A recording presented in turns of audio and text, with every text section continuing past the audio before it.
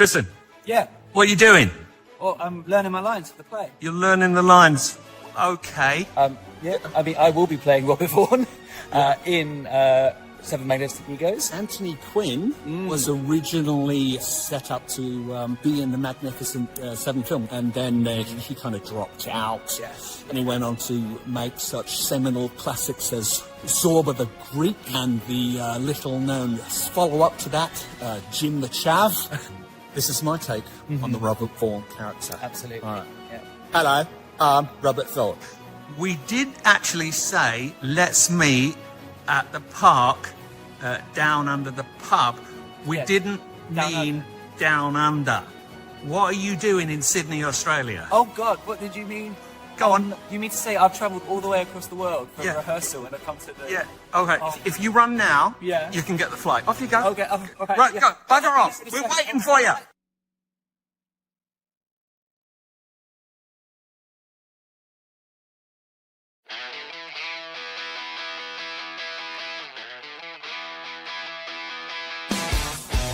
The Nielsen Ratings is a show just for you.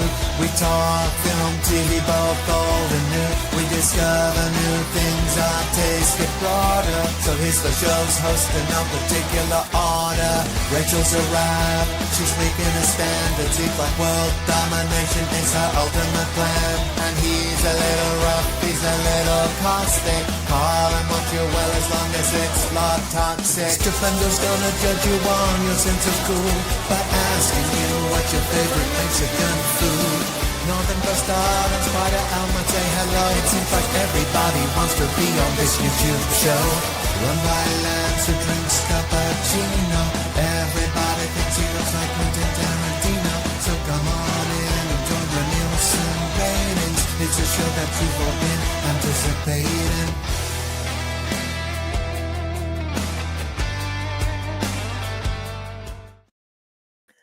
Hello, hello, hello. My second stream within the hour. We've just finished interviewing two of the cast of Seven Magnificent Egos, and that was one of the cast who's currently in Australia doing a one-man show. Good luck to Tristan Pegg. I hope it's going well out there, mate. And ironic that Gary Bolter, who runs Outcast Australia, and Tristan actually got to meet, and Gary also does the introduction to our play on stage. He's the intro voiceover. But Gary and I have worked together 5 times now, but we've never actually met in person yet. He's met some of the other cast from the show. That's kind of nuts when you think about it. Anyway, let's bring in people. I've got my regular co-host with me today, the expert on the Mexican cuisine of Texas. It's Stupenzo. Hello. How's it going? Hello. Yeah. Yes. What's going on? Yes. Everyone makes fun of the way I answer phones and shit. Hello. Hello. Hello. Hello. What am I doing that's so damn funny? I don't know, man. You just got a funny way of, hi, what's happening? What's going on? What? Oh, my band, they always make fun of the fact that I'm always like, no. Hey, look, should we do something like this and do it like, no. Okay. I thought they'd be more likely to make fun of your arse crack, which is No, prominent they in your insist. band. That's their idea. It sells tickets. It sells tickets. How does a bum crack sell tickets for concert? Ask Jennifer clearly out of the loop. Lopez. She's a goddamn millionaire because of her ass. Yeah, but I don't put your ass crack and Jennifer Lopez's ass Girls, crack in the same sort there of... are some women out there that love my plump shelf butt. Okay. They objectify me. They ogle me when I'm walking by. It's awful. If women, if you're out there and you find that attractive, please mention I have the it in exact chat. opposite of Hank Hill's ass. Okay, it's whatever Hank Hill has. I have the reverse, polar reverse of that. Yeah. Well, somehow we forgot to bring him in last week, so I'm going to bring him in early this time so it doesn't happen again.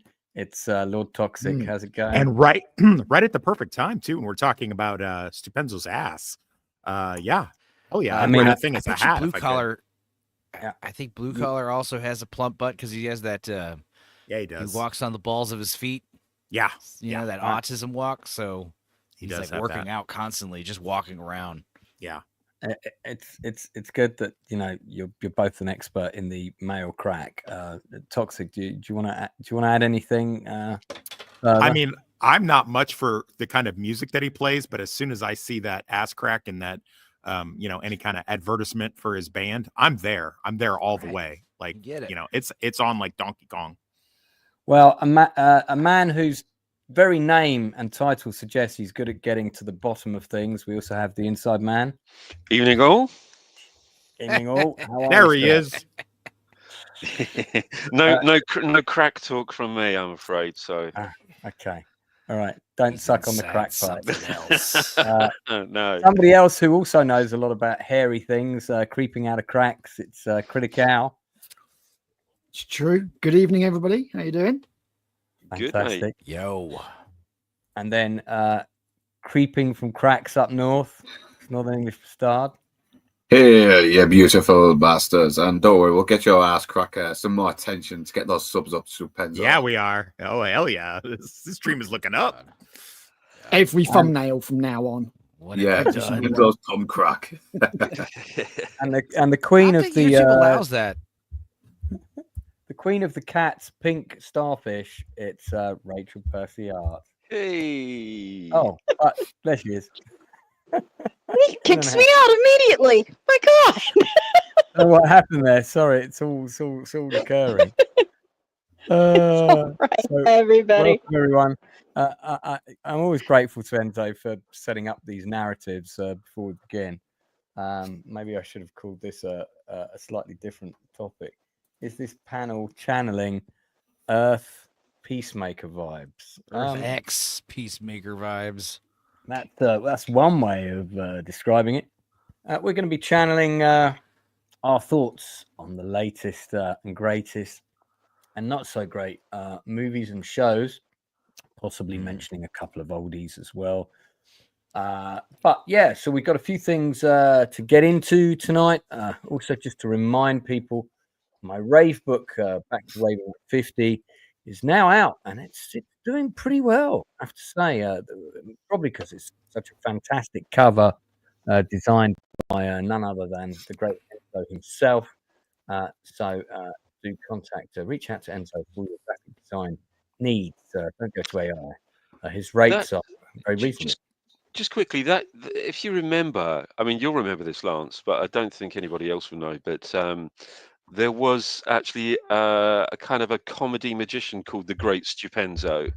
There was, really? I do remember that. He was married to Victoria Wood. Shut the hell up! Are you serious? Yeah, yeah. Amazing. How is this the first time I'm hearing about this? Well, probably because he's dead, but you know. Yeah. Oh no, his name was the Great Stupendo.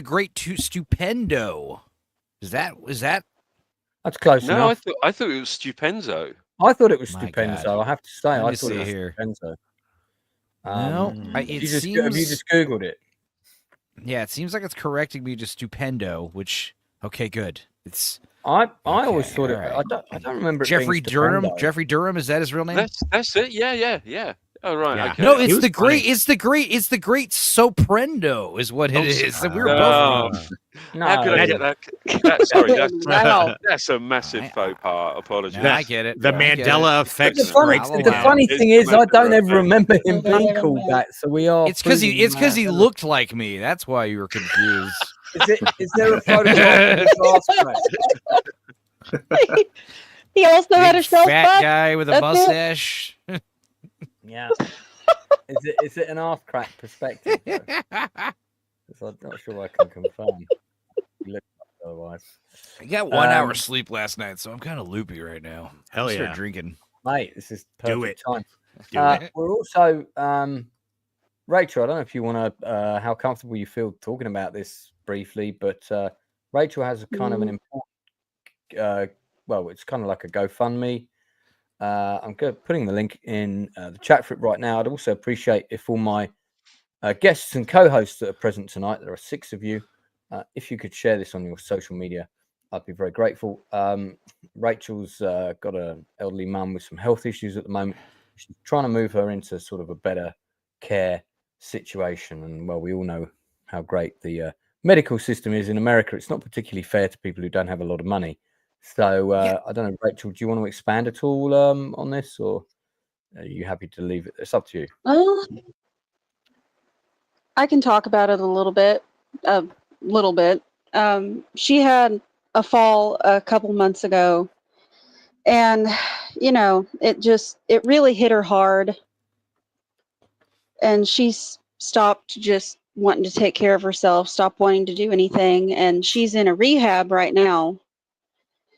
But it's looking like she's going to need long-term care, and where she is right now, it's not a good place. But if you don't have any money, that's what you get. So our only option right now is we're all moving out of state, and that is not a cheap endeavor when you have to move your entire life in maybe 3 weeks. So I'm looking for any help I can get right now. And what is the benefit of, just for the benefit of people that don't understand, what's the advantage to moving to a different state in this circumstance? Well, probably anybody that's in America can confirm. Where I live, it's one of the poorest states, and there's no opportunity here, and you can't even get a house here right now because everything's been bought up. You can't rent a place here right now. It's extremely hard.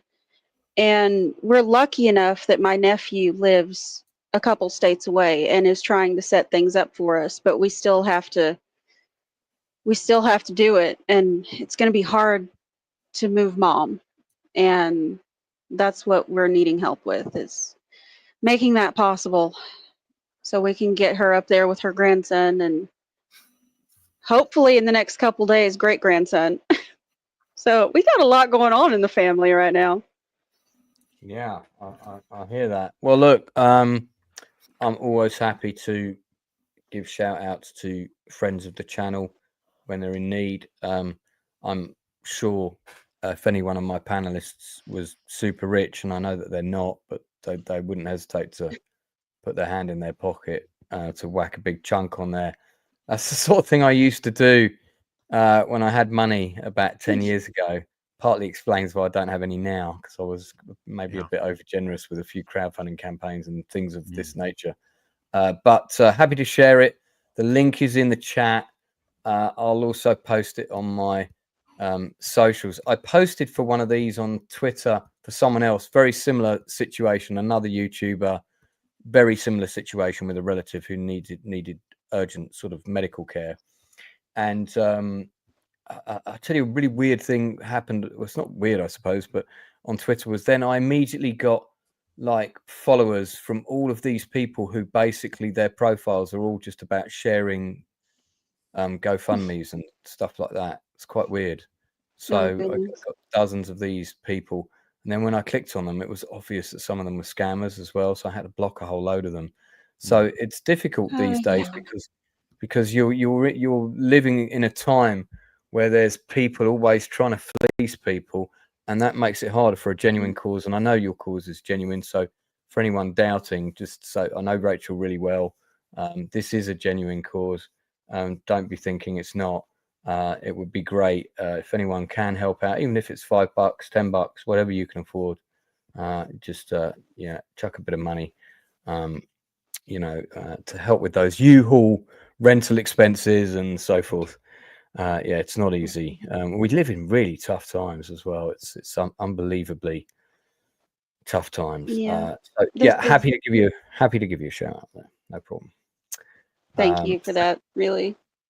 No, not at all. And don't forget, you can also support Rachel by checking out her artwork. She does commissions and so on. So that's another way to assist. If you want to, you need a little painting done or something like that. Maybe some artwork for your company or your content, give Rachel a shout and, pay generously for her services. And then she can also put that money in that direction. Okay, well, let's move on to one battle after another, which could be the title to anyone's life right now, because that's what it feels like sometimes. One battle after another in any given week is kind of what a lot of us fear, you've just paid the electric bill, then the fucking water bill arrives or whatever. But this is the latest film from I have to say, one of my favorite directors, Paul Thomas Anderson. I'm a huge fan of Paul Thomas Anderson. Magnolia is one of my favorite films of all time. I really like Boogie Nights, and those were his kind of first two big movies. He's done some films. Hard Eight, his first movie, is really good too, with Gwyneth Paltrow. That's the really low budget one, isn't it? That's a fun one, yeah. Yeah, I haven't seen all of that. I've only seen a bit of that. It's pretty twisted. But it's one of those great movies where you could tell the guy was talented. He did a lot with a little. He did a lot with very little, and he had his inside connections because his dad is Ernie Anderson, who was like famous voice actor. He was the guy on America's Funniest Home Videos. He'd be like, "No, it's Bob Saget." That was his job. So he had a lot of connections with like TV and movie people growing up. He wasn't necessarily a nepo baby because his dad wasn't like, some executive or chairman or president or something. Mm-hmm. His dad was just like the announcer for what was it, NBC for 30 years or something. Yeah. Well, he's done some movies that, I mean, there's always something brilliant about them, but that doesn't. I love all of his movies, but they're all weird. They're all. I mean, weird. I wasn't like The Master. I never wanted to watch The Master again. I loved The Master. I watched it. You watch him again, and you kind of you pick up a lot on them. It's better on the second viewing. Yeah, I can imagine it is. I need to sit down and watch it again. I just found it a bit of a chore. As much as I love Philip Seymour Hoffman, I did like Licorice Pizza. I was sort of a bit different. What does he say? What is he trying to say? Or what are you picking up on? But also, what was it? There Will Be Blood was great, but The Phantom Thread is another one that I think a lot of people haven't seen that I thought was phenomenal and weird and so cool. I would say this is probably his least weird film out of all the ones that I've seen. Anyway. It is his most accessible, less out there. But it's still really unique and fresh.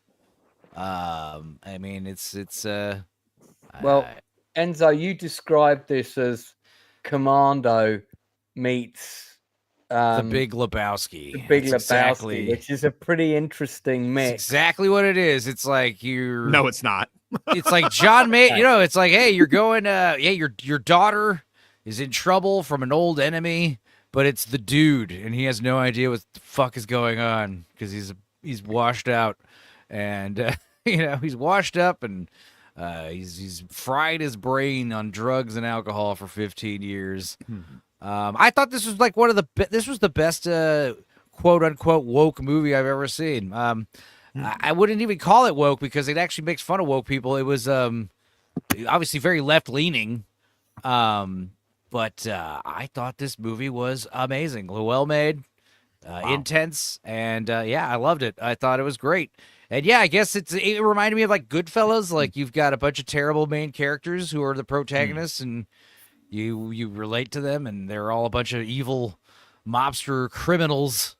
There's something about like Leonardo DiCaprio's character is also like, kind of the more you think about it, pitiful and hilariously inept, and it was just what I was super impressed with was the cinematography, the scout locations, the editing.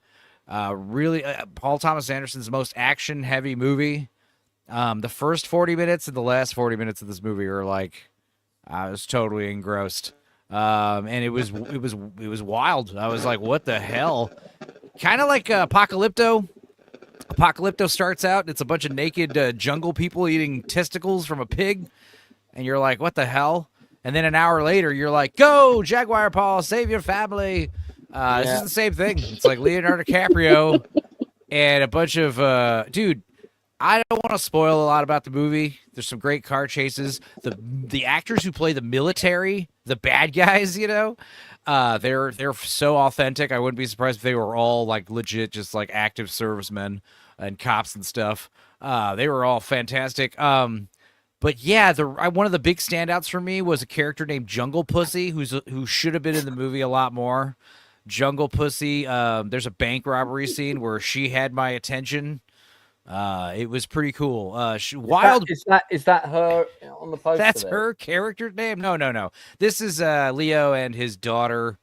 But yeah, I mean, it's a wild ride. It's funny. It's intense. I was blown away by Johnny Greenwood's score. It actually sounded like Radiohead a little bit, unlike like the There Will Be Blood score and the Master. It actually sounded like a Radiohead song was about to kick in for the score, and also the soundtrack with the songs. Those were great. Benicio del Toro is fun. He's very strange, ambiguous character. A lot of like 100-something speaking roles in this movie. It's very big movie. People are like, "Oh my god, I can't believe this movie cost $130 million." And it's like, dude, everything's like real in camera. They're like blowing up buildings and doing helicopter rides, and the gunshots are fucking loud, or at least they were in my theater. It was cool. It was visceral. It was very. It was just so. It felt so lived in. I don't know. And yeah, the story itself is hilarious.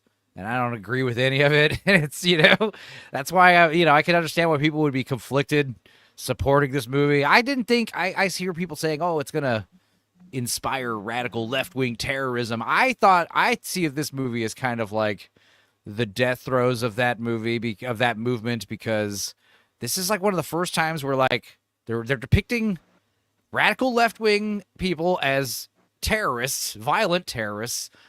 They also are showing that they are not in control. Like if this movie came out a couple of years ago, I'd be calling it bullshit because, where's George Soros funding you? That was Eddington. Eddington was where Antifa, literally Antifa, they fly into the town in a private G5 jet, first class, and they set up their riot gear with all their matching printed out signs and stuff.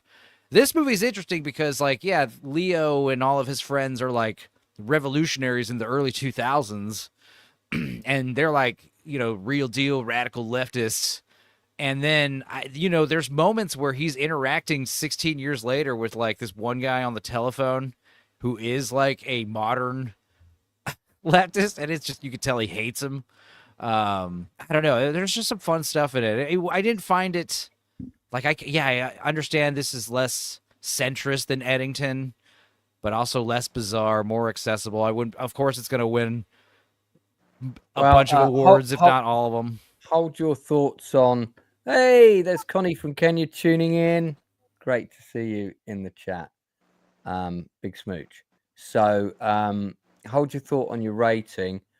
I think Tox has seen it. Has anyone else seen it before I go to Toxic? Just so I know. No, not yet. No. Rachel's not seen it either. Darth No, Plato. I've not seen this yet. I haven't. Interesting poll answer. I agree. Yeah. So Toxic. Let's have your thoughts. Yeah, I guess I'll start off with the good. First of all, I do agree. It's one of those woke movies that's actually good. If you're so far left, you can't enjoy anything that's even remotely on the right, then you won't like any. If you're so far the opposite way, same thing. I like to think I'm a little more middle of the road, and so the stuff didn't really bother me. I know that this exists, so I just try to look at it as a piece of art. And as far as everything that Stupenzo said about the cinematography, the background, the build-up car chase at the end it's all phenomenal. I mean, if you're a fan of Paul Thomas, then you'll like this, a lot. Like I said, it's one of his more tamer films. I think I did see what they were going for with Leo's performance. He does play him as like a big, a former operative turned Big Lebowski type character that's just been, frying his brain with alcohol and drugs and inactivity for too long. So I did like that. But I mean, when my problem was at a certain point when the stakes are really super duper high, he still kind of just stays an ineffectual schlub. So it sort of it takes and it almost goes like really comedic when it's a lot of really serious stuff happening. So it kind of gave a little bit of Raising Arizona vibe. And I was like, I don't, like people were laughing in the theater at stuff that I was like, yeah, I don't think that was supposed to be funny. So I feel like a lot of people are not going to get this film. And that's just to say, like, maybe I didn't get the point of the film. I mean, it could very well be. I just saw it as a cautionary tale against, people who throw themselves so far into one cause or another, because then you have the opposite end of it, because you have Sean Penn's character who's so far right and evil and into all of that, just kind of all the stuff that they basically blame the current administration for is embodied in him. Also a deep hypocrisy, because he doesn't really believe, he has his own kind of twist with stuff, which I won't give away because it's a major plot point of the film. That's all the good stuff. The bad stuff, I will say, is that it's a very uneven film. We've got a huge cast of a lot of impressive people, not the least of which is Chase Infinity, who's pretty new. She plays the daughter. She is electric anytime she's on the screen. I loved watching her. I hope she does more stuff. But they give way too much screen time to stuff that, like for instance, they have Alana Haim, who was in Licorice Pizza, that I heard somebody say that they like, and she's completely wasted. Wood Harris, Tony Goldwyn. It's one of those movies where there's a lot of characters who are in one scene and have one line, but the fact that they have a speaking role means they get listed, Regina Hall, who's a former comedic actress. A lot of people would know her from the Scary Movie franchise. She's great in this. Like, she is so good in this. Was she in Southland? No, you're mixing her up with Regina King. Oh, yeah. I was talking to Gordo, and he was like, "Oh, I thought Regina Hall was the wife, the mom." I was like, "No, it's this crazy rapper chick who's like, who's way over the top."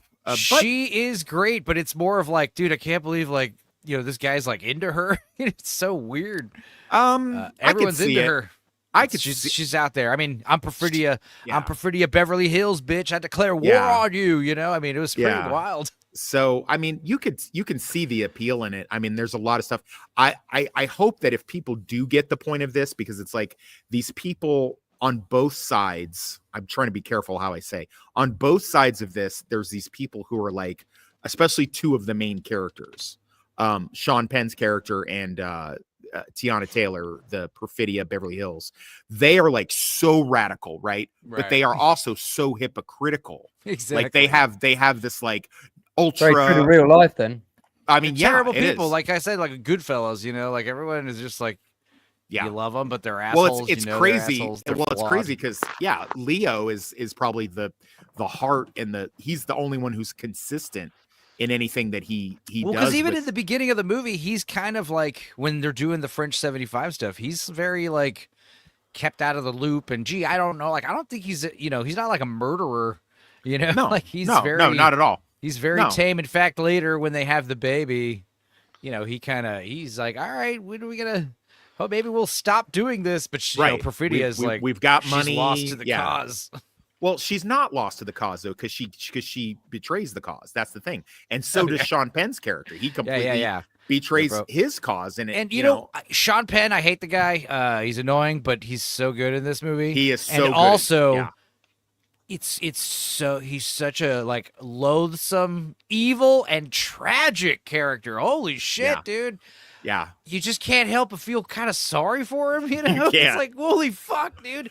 It was wild. It was wild because like they make you, I imagine like if you were a person who was super like Antifa, fuck white supremacy, you would watch this movie and be like, oh, I hate this asshole, fuck him. And then I bet you at the end of the movie, you'd be like, damn, I feel kind of sorry for the guy. Holy shit. The problem, both the genius and the problem with this film is super ultra right winger people are not going to get this movie, and super ultra left leaning people are going to misunderstand this movie. You got to have middle of the road people like me and Enzo who can kind of see both sides and just accept the art for what it is. I'm just going to say, like, if you tell me, hey, I didn't like this movie because, I don't think you can tell me, hey, this movie was poorly made, or it's a bad movie, or it's dull, or it's uninteresting. Yeah, it's not in any of those things. No. If you morally are against what the movie represents, I guess. But yeah, another thing that was interesting about this movie was like I said, you've got like leftists like being hunted by the military, you know, like rats, like they're on the defense. In fact, that's like one of the lines, you know, we're on defense. And yeah, I did rewatch like a crappy cam online that isn't too terrible a second time. Okay. I wanted to like, you know, I did want to rewatch it again, and I think it's gonna hold up. It's not my favorite Paul Thomas Anderson movie, but I'd put it up there with like top 5. It's Okay, slightly well- for me below. Well, you said wait for ratings, so go Right. Well, ratings out of 10 then. Let's hear them. I'm gonna give it a 9, dude. It was pretty fucking solid. I think it's gonna win some awards. The thing is, you could say, oh, it's only gonna win awards because it's politically aligned and it's a big FU to MAGA and immigration. And it's like, yes, it is those things, but it it's also not. But it it's not isn't. either. It isn't. And it's also just a really good movie, and it does deserve some awards. The guy who did the cinematography, because he worked with Robert Elswit when he was doing his first couple movies. I love the look of those first few movies. Then he did his own director. He was his own director of photography for The Master. And then for Licorice Pizza is this new guy who was like electric department in the previous movies.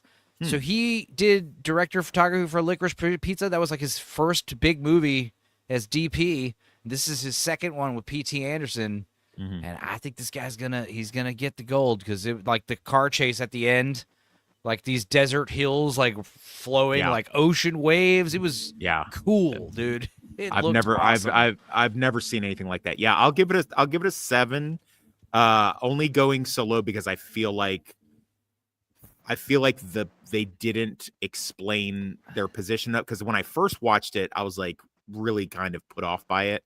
And then I kind of did the same thing Enzo did. I went back I went back to the movie theater, because I definitely wouldn't watch it in any other non-sanctioned format. But I did look at it again, and I was like, okay, you know what? There's a good message here that isn't the message. Right, so right. I'm gonna give it a 7. And really, I only going that low because I feel like there's a lot of stuff on the cutting room floor. But he's right, that ending scene on the car chase, I promise you've never seen anything like it. You've never seen anything like it. I mean, the first 40 minutes, like, or I guess first 30 something minutes are like just pretty much a giant montage, you know. It does that thing where it's like 30 minutes in, and then it hits you with the screen scroll. I kind of like it when I like the way his movies always take a sudden left turn, you know. It's one of the things I do really like about him. All right, we're going to we talked about this briefly last week. I'd only seen the first episode. The jury was kind of out. And I was a bit unsure because of this sort of quirky comedic narrative that they were doing, with a lot of sort of David Tennant talking straight to camera, and I was thinking, don't know if this is going to work for 8 episodes. Fortunately, the rest of the show was not like that. I guess like fairly early on, they figured they needed to kind of ease up on that, and they really did ease. They really pulled back on it. And from episode 3 of The Hack, which is based on the true story of the collapse of the News of the World, and how they found out that they were hacking into people's phones. And in fact, it wasn't just them. It was pretty much all the tabloids were doing it. They were just the ones that got caught. And there was a really great subplot about a very famous unsolved British murder case, which involved members of the London Metropolitan Police and ex-members of the police. And that murder case is a case I remember very well. In fact, I remember it being featured on Crime Watch twice. So it was really interesting to see the other side of that story and hear all the different facets of it that I knew nothing about. I also had three friends in this show, not just one, but 3. Ricky Hartnett was in there, Nabil Equilabi as well. And he just told me he'd just done filming this, actually. So, so in the end, I thought this was a really solid drama show. Turned out to be much better than the first episode. Kind of was a bit misleading. Mr. Warlord, did you decide to watch any more? I know you'd seen the first one and you were pretty unsure about it, and rightly so. Did you watch any more of them? That'd be for you, Critical. I didn't watch any more of this. No, I decided. Oh, that's a shame, because actually it actually did turn out to be a pretty good show. So I'd revisit it if I was you, because it's the tone of the sort of comedic tone of the constant sides to camera and stuff. By the end of episode 3, a lot of that's gone. Yeah. That's good. Yeah. I did like what Tennant was doing. It's very impressive. Inside Man, I know you were thinking of watching it. Did you watch it? Yes, I did. I mean, I totally agree, to be honest with you. I thought, as we were sort of going through the first episode, I thought it reminded me a little bit of that other thing, that other David Tennant thing that we watched, the kind of style of it, the Jilly Cooper thing. And I thought, oh my God, we're going to get another kind of, something sort of slightly Jilly Cooperized version of something that's really, really quite serious and very, very sinister. But as things progress, that's it. Yeah, yeah. And that's how I felt that he was playing it in that episode. But fortunately, it found its stride. Yeah, it did, didn't it? Yeah, very much so. And I thought that considering some of the situations that a lot of us certainly here in the UK, we know an awful lot more about this situation. The whole News of the World hack, a lot more than our American friends. But it started to really hit some kind of stride and started to become a little bit more serious, more than I was expecting, to be honest. And I'm glad that I stuck with it. I didn't think that I was going to stick with it after episode 1. Yeah, same. But really pleased that I did. Because it, this is, we have to remember that this was a very much an established newspaper. So this was, News of the World was going from 1849, I think it was, and closed obviously because of this situation, which is a great shame. It become a little bit of a comic, tabloid paper. A pretty awful newspaper, to be honest with you. And I'm glad that it did sort of meet its demise.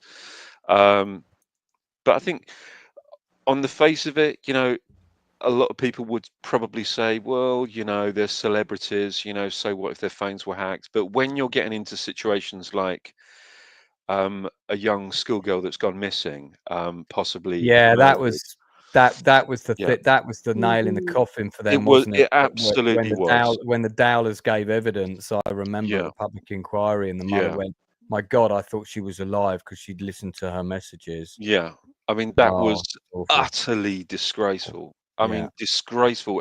How these people can live with themselves, I have no idea. But I did see there was a really interesting confrontation between one of the guys and Steve Coogan on some late night BBC discussion program a few years back.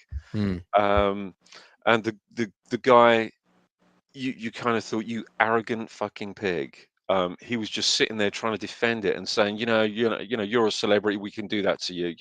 You put yourselves out there, we can do whatever we like. You're public property. So it's basically psychopath justifying his behavior. Yeah, it is. It was exactly that. But when it came to that situation, when it came to that case, you're right, Lance. I mean, that really was the last straw. That was it. They deserve to go, scum. But but no, it was good. Yeah, I mean, there's a code of ethics, isn't there? There is. I mean, it is. You've got paparazzi is one thing, but hacking into somebody's private phone, that is something else. Yeah, but they've got no morals. That's it. They'll do anything to sell the papers. It was. It was. I think we discussed something last week on Toxic Stream, and we were talking about whether Jimmy Kimmel should have been cancelled and all that kind of stuff. Don't want to get into all of that, but one of the things that I said that was, I don't think he should have been cancelled, but he's really shown the fact that he has zero common decency and humanity. You know, and this is what these people have shown, that they have no decency or humanity whatsoever. And there's no justification for anything that they did. But yeah, I'm really, really pleased that I stuck with this. Really good. Enjoyed it a lot. Yeah, good. I mean, the story about the murder of, I forget the name of the guy who was murdered, but one of the guys that set up and worked for Southern Investigations. Yep. And you know, there were various stories about it being over a girl and all the rest of it. That the way that connected to this story was just not something I was aware of at all. I kind of vaguely knew there was a tenuous link between the two narratives, but I didn't realize how deeply embedded that murder investigation was in this, and how one sort of impacted and unraveled the other. Daniel Morgan, thank you, Paul Smith, in the chat, and it's still a travesty that Morgan's murder has not been, I'll say, not been resolved, because everybody knows who did it. They just don't have sufficient evidence, and it all fell apart. But everybody knows who did it. Everybody knows who was there. And you know, I mean, there we are. But it is worth your time. Don't be put off by the first episode. Stick it out till episode 3. If it's still not grabbed you by then, fair enough. But how many are there? I think there's 8 altogether.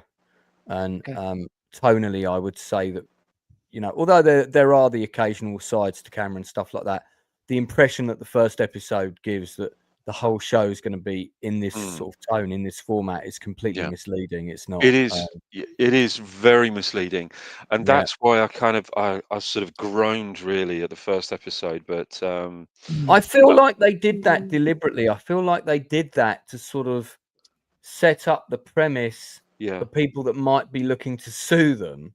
We're telling this from a narrative of, this is a journalist point of view, so everything you hear could potentially be fiction. That felt very much like what they were trying to protect themselves legally. And then actually they just got into a serious drama, and it was much better when it was just a serious drama. Than, you know. I think we know that you know, a lot of these newspapers can be very, very litigious. So you know, I can understand. I mean, it makes perfect sense. Well, I'm going to give my rating. I'll give it a solid 8 out of 10. I give the performances a 9, but I give overall give it solid 8 out of 10. Inside Man, I'd give this a 9, to be honest with you. I'd stick with it. With it. It's really worth a watch. Great. Okay. Anyone else who's seen it in the chat, do let us know.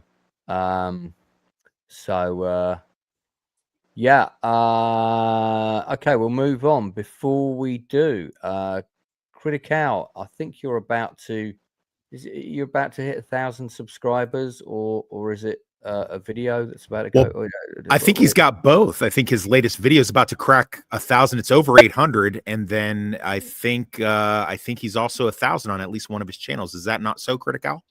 Do we have a link for the video? That is correct. Yeah, my it's in the chat. Gaming channel has just crossed 1,000. I'll get you a link for that. Is the video called? So that's great news. Is the video called "The Spider's Crack"? That's what I want to know. Yeah, Grumpy growing up game, isn't it? So yeah, that one's doing all right. And even though my Alien Earth videos haven't done all that well, for some reason episode 8 is about to sort of go across the 1,000 view mark, and that's grabbed me a few subs. So that's nice. That's great. Right. And after a conversation with Inside Man the other day, I'm going to try and write my own version of Alien Earth. I've decided I can't do it worse. That's going to be brilliant.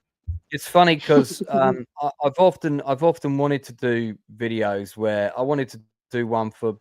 I had a great plot for Lord of the Rings, Rings of Power, and I wanted to do a whole video on that, about what the plot would have been if I'd written it.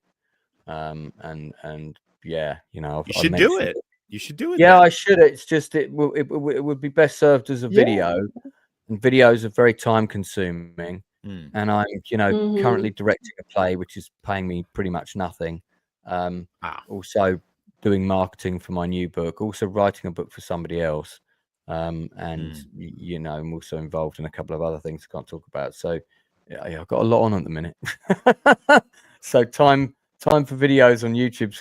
I was doing 4 streams a week this time last year. So I've been doing one most of this year, 1 stream a week, so occasionally 2.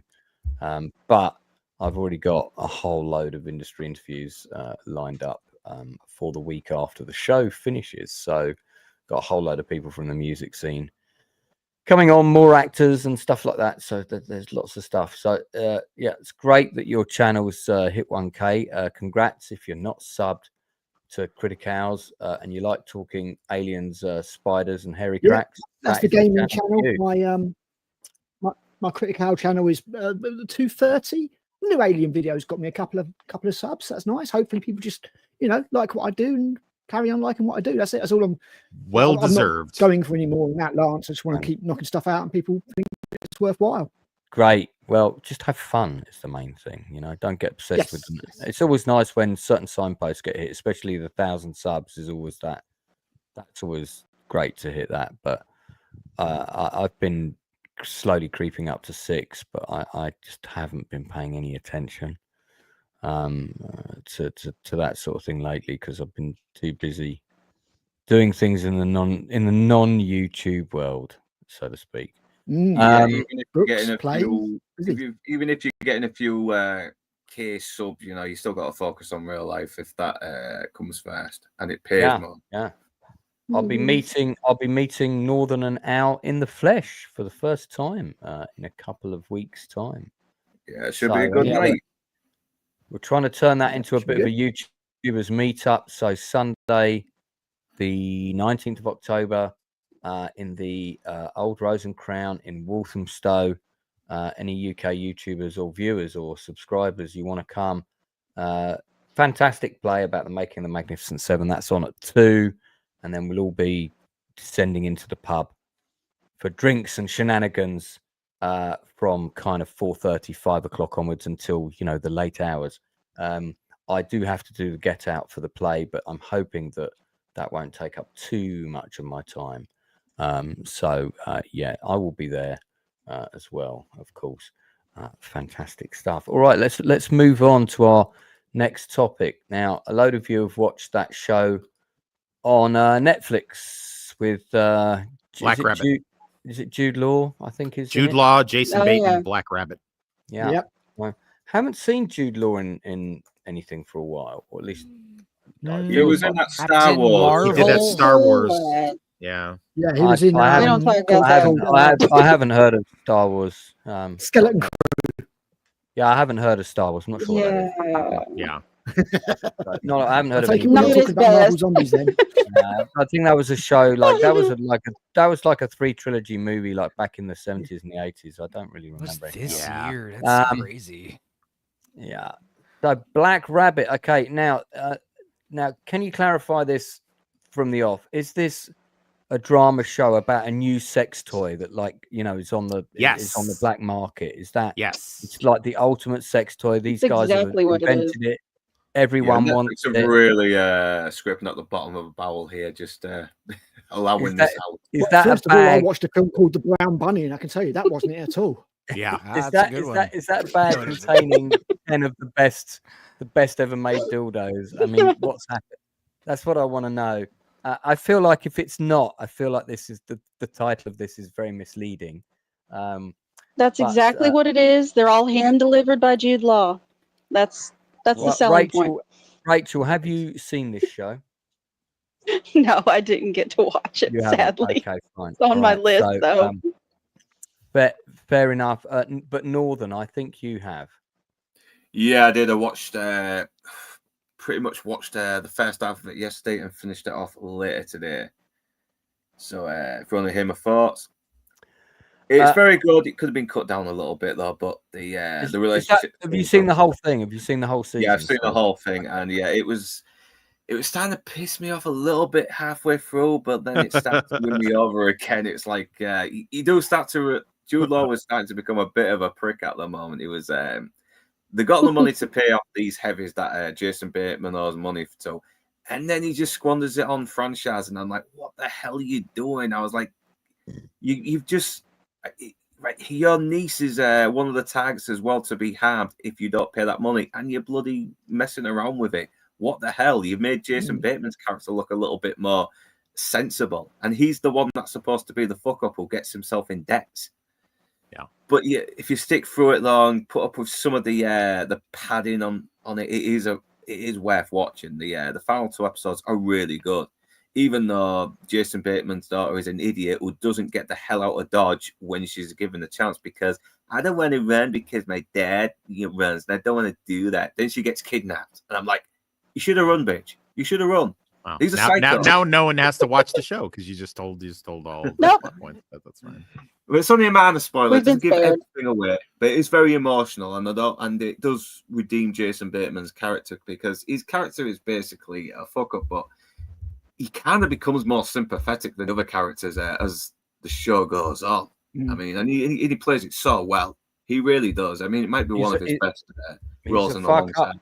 Who's invented very cool sex toys. That's the plot, right? Yeah. Okay, Yeah, he good. gets invested I don't have a he reason gets to not in the sex restaurant toys of Black enough. Rabbit, do they?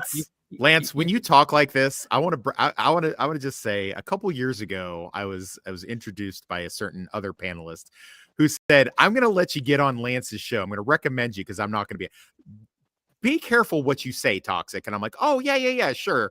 And then I got immediately booted from your show for saying something a little untowards. And now how you talk like this. And I'm just I'm just going to say that's a byproduct of having you on my channel too often. Is it? I knew it was my fault some kind of way. It's bled Bad over. influence. Bad Yeah, influence. we've got to go a bit punk sometimes, though, don't we? Yeah. YouTube gets a bit safe. You need to go full-on punk rocker.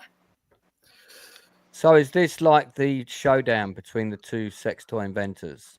Oh, yeah. It's What's proper happening? brother and brother is. It gets really incestuous. Okay. I mean, is this a recommendation? It's partly a recommendation. You just got to kind of put up with the sagging and some of the padding, which I won't get too much into because it's still out pretty early, and I want to wait a little bit later before we start going into the more spoiler territories. But So here's a funny thing, right? So I nearly went on the march in London a couple of weeks ago. There were 2 marches. There was a counter protest and a protest. And I had various friends. I had friends going on both sides of this thing. I had friends on the counter protest, and I had various friends on the kind of we want our country back march. And a lot of my friends told me they were going, right. No one, and I mean this honestly, no one said, I'm going on a march that Tommy Robinson's organised or that Nigel Farage is involved in, blah blah blah blah blah. They didn't. No one mentioned those names. People said, I'm going on a march on Saturday. I'm fucked off with this, or I'm pissed off with that, or whatever. So I nearly went along because I was kind of interested. I was thought, this was a writer. I think I should go to these things and I should listen to people and talk and hear about opinions and stuff. This would have been my face if I'd gone and then I'd seen Tommy Robinson doing a speech and introducing Elon Musk. That would have been my face on that march. I would have gone, I'm not sure I really want to hear a speech by Elon talking What am I doing my here? country I don't want to hear Elon's views on what my country should be doing. Thank you very much. That was a big publicity stunt. But anyway, we won't get into politics here. But I do feel that face embodies my potential expression on that day if I had gone there. And you know what? If I had gone there, despite my naivete, because you guys probably saw this, I did a post about that march, and I said that I nearly went on it, and I said that I had no idea who'd organised it, and people fucking came at me, like proper came at me. Of course How they can you not did. know? Everybody knew, and I was like, well, funnily enough, I don't follow Tommy Robinson, so I don't see his posts, so I wouldn't have known. How would I have known unless someone would have told me? And they Some didn't of us believe have that. They didn't legs. believe that was possible. And I was like, fuck off, man. This is the truth of the situation. Anyway, it was so divisive. And I had all these people arguing at each other. And they're all friends of mine. They're all people I really like. and they all have different views, and they all went at each other. And in the end, I just I'm deleting this post because I don't want to see my friends argue with each other like that. So just goes to show how divided we all are at the minute. It's awful. It's awful. Absolutely terrible. It's a real shame. It's a real shame because those divides are just becoming bigger and bigger. And also, you can't. Everybody thinks it's stand on one side or the other, and it's not as simple as that. It's just not as simple as that. No, it's not. It's not. But anyway, well, when I open my new YouTube channel next week, Lance's political rant, we can all talk about that on there. This is the film. This is the film and TV discussion channel. You've got the perfect name as well. Practically already George, fighting the dragon with Lance. I mean, it's who else has seen this drama about most patriotic person ever. Who else has seen this drama about sex toys? I've watched the whole thing. Okay, Al's seen the whole thing. Tox, you've seen it? Yes, sir. Okay, Tox, give us your views. A couple of minutes, please. Not too Sure. long. I liked it. It's got the basic plot is these brothers. One's a restaurateur in New York, played by Jude Law, and they got the other one, the fuck up brother, Jason Bateman. His kind of painted himself in a corner wherever he's at, so he's going to come back and help. I like the overarching narrative of the Black Rabbit restaurant is, we find out in layers what's been going on. The whole show kind of kicks off in media res, just you're right in the thick of it, and a big incident happens that shapes the rest of the narrative for the show. Then it doubles back a couple weeks, and then the story starts to unfold, and we get to see these events happen from different perspectives and different time frames and things like that. I really like that. The girlfriend really liked it too. It keeps you engaged in the story throughout. There's a couple complaints, but they're just small ones. I mean, if you're not a fan of that acting where, kind of like, Anara or the Enzo, what's that Hidden Gems? If you don't like that kind of everybody's frantic running around yelling curse words at each other and no one's listening to the other person. If you don't like that and that gets exhausting to you, you're not going to like this, because there's a fucking lot of it in this, especially between the two brothers. And even though they look nothing alike, they don't even look like their blood would be the same temperature. They do play brothers very, very well. And you think that the one brother's got it all together and the other one's the fuck up, but it actually turns out they're just both fuck ups. They're just fuck ups in different ways. And there was an inciting incident in their childhood, which kind of explains a lot of what we see. I like the bad guys in it. I think they're very engaging. One of the main bad guys I had not seen since the TV show Banshee. He's really good. I liked almost all the ancillary characters except for the head chef that they have on there. She was petulant. She really I did. thought that plot was pretty weak. I've worked in lots of these high-end kind of bars and restaurants that have that are so big they actually have investors, and there's no way the chef is going to take over stuff or even attempt it. So some of that and some of the other stuff that is kind of annoying, but it's understandable. There's a lot of plot threads that get left out in the open and never really get resolved. So I didn't really care for that, but because the acting is so good in it and because it does wrap up pretty cleanly at the end, I forgave it quite a lot. So that's what I got. So has Netflix got a thing about, black animals or something, or colored animals, any kind of color animal? Because I feel like you're trying to I feel like you're trying to walk me into something. No. What I'm saying is that we've had black doves, the Keira Knightley thing. Yeah. I just think that next we're going to get something else. It's going to be we had Cleopatra, gray squirrels. Oh, yeah. what? Yeah, we had Cleopatra. No. Because she was black. I understand there's a Lovecraft series coming out called Black Cat or something like that. I can't Black remember. Adder, Black Sails, Black Mirror. But I'm just thinking sort of, colors in general and, connected with animals. So, sure. it's going to be gray squirrels next or, Sure. I hear you. I don't know. That'll be an animated series. Well, on the subject of animals, Rachel is winning the poll with the pink starfish at 44%. So, yeah. Oh, at least I'm winning something. Yeah, exactly. I knew that would. I knew that would cheer you up. James Evans says DEI pussy cats. I'm not sure how that relates, but it sounded funny. Okay. Out of 10 people that have seen this, what's the ratings for this?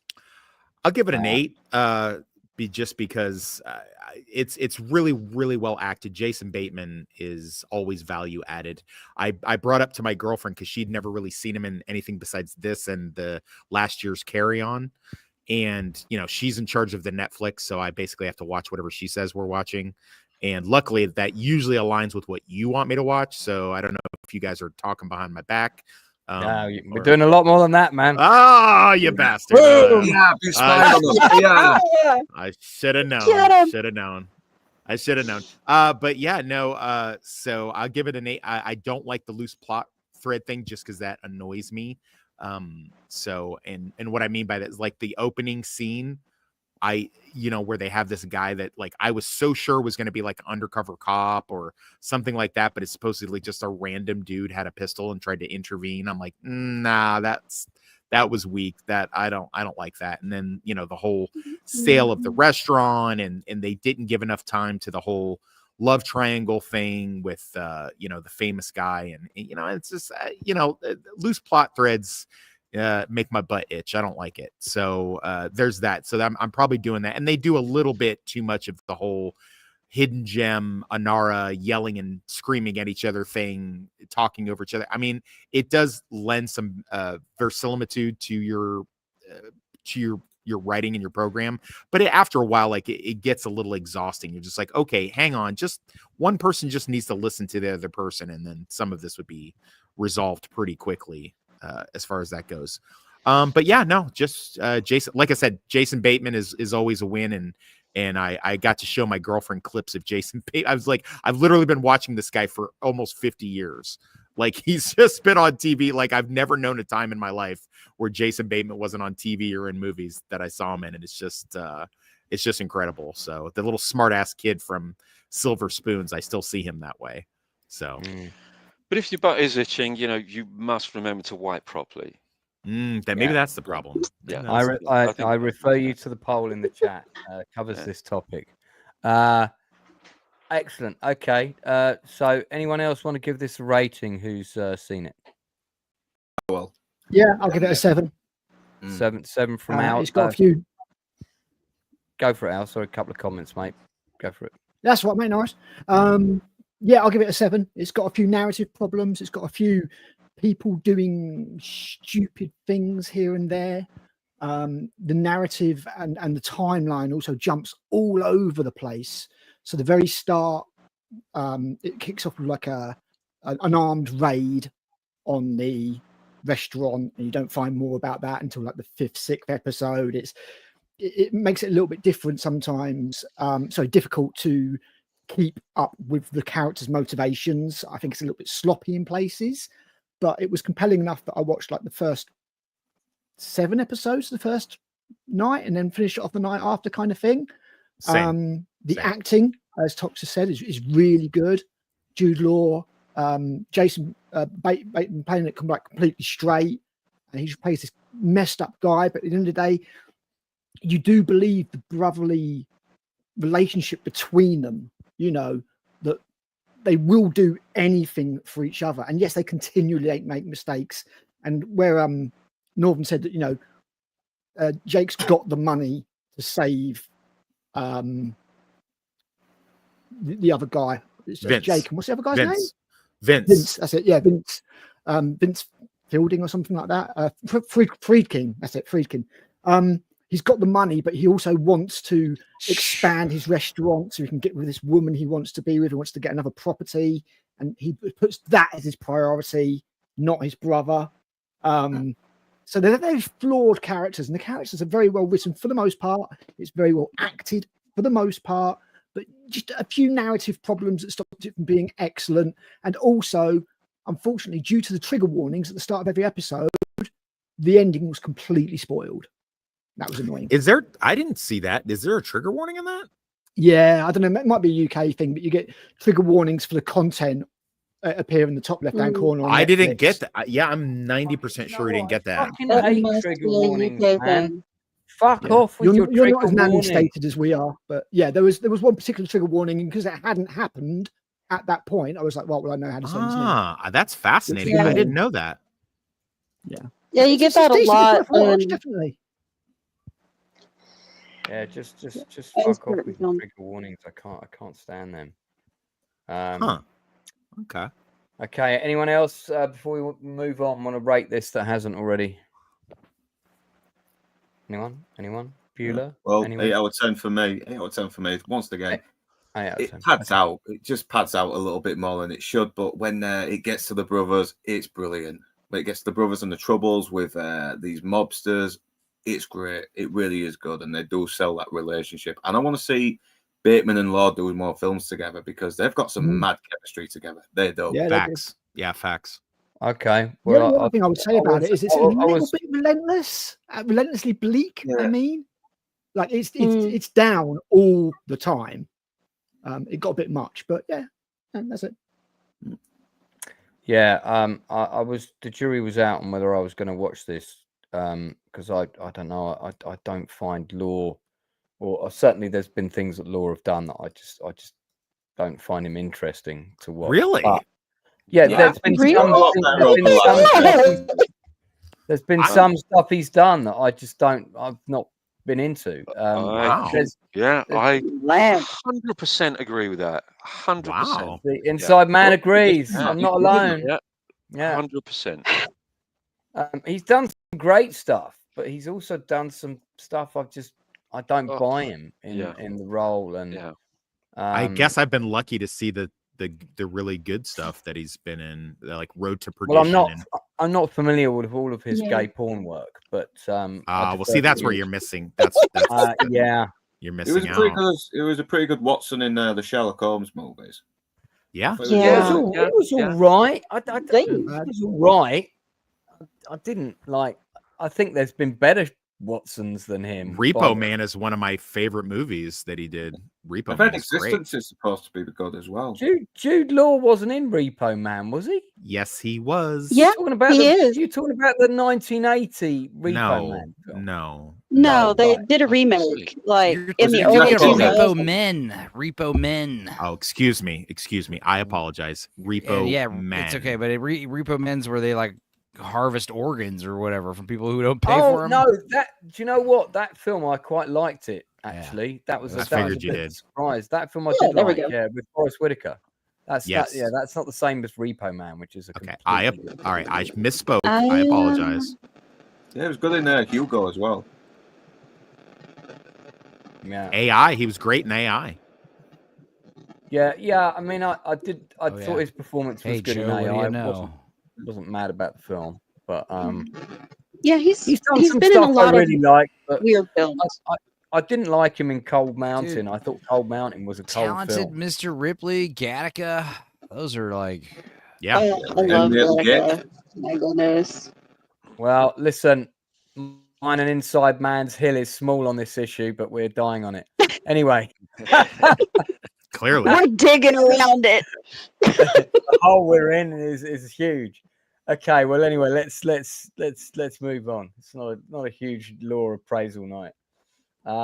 See, this is funny because Sky Captain and the World of Tomorrow, as kind of weirdly pantsed as that film was, I love the look of that film. I like it. I like it. Name one movie that looks anything. Name one movie that looks anything like it. Besides, like I don't know. It's like Sin City, and 300, and like it was like that forgotten movie that was in that like hyper digitized. I love the aesthetic. Stylized. I love the aesthetic of that movie. And he's also drinking. He's also drinking corny on purpose. I love the joke that he's like the world's greatest pilot. He's doing all these crazy maneuvers and killing bad guys, and like he drinks like milk of magnesia like all the time because he's always got like his stomach aches and shit. Like that was funny. Rachel, do you have a movie or TV show this week that you want to recommend, or should we just go straight to the suggestion of chat and explore the world of Bad Dragon? What? I do have one. It's just a fun pick. I've been watching the Fear Street movies. I've been watching the Okay. Fear Street movies on Netflix, and I read all of those books. Everything that R.L. Stine ever put out, I've read. And it's just like a fun callback to those books and also the 80s slasher films that I grew up loving. And their latest one, Prom Queen, is really good. I really enjoyed it. It's not the best in the series. I still say that the second one, that is basically an 80s slasher, is the best one. But I really enjoyed Prom Queen. I would suggest these anyone do aren't it. called real fear. The truth behind it. That's not them, is it? No. No, they're based on R.L. Stine's older reader series, like for his teenage But series. they're called the Fear Street movies. Can you give me one specific title, please? Well, the latest one is Prom Queen. They're all on Netflix. They're usually all listed one right after another. It starts with I've got it. 1994, I believe, and then it goes Yeah, backwards in time. Okay, you got it. I've got Prom Queen. Yeah. Yeah. And it's just a fun slasher movie. We don't get fun slasher movies. We get slasher movies with a message or a purpose. Just let us have a little bit of fun with horror every now and then, please. Just a little They bit. kind of came out at the tail end of the pandemic. Me and my daughter watched it when we were still living Right. together. So Yeah, they're just fun, I've gory not seen this fun. one, but I feel like I should. And so how many of these have they done? I believe 4. they've only done 4. Yeah, 4. And have you seen all 4 of them?